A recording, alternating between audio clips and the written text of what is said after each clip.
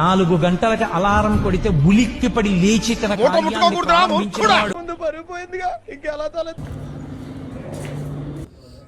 సిగ్గు శరం లేకుండా దాన్ని ఎలా తింటాడో చూడు.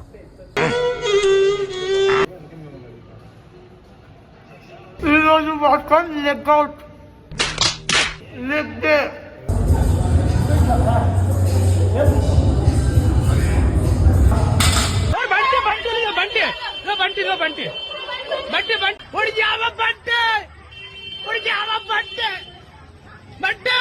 అలా హెయిర్ కట్ చేయించుకుందామని వెళ్తే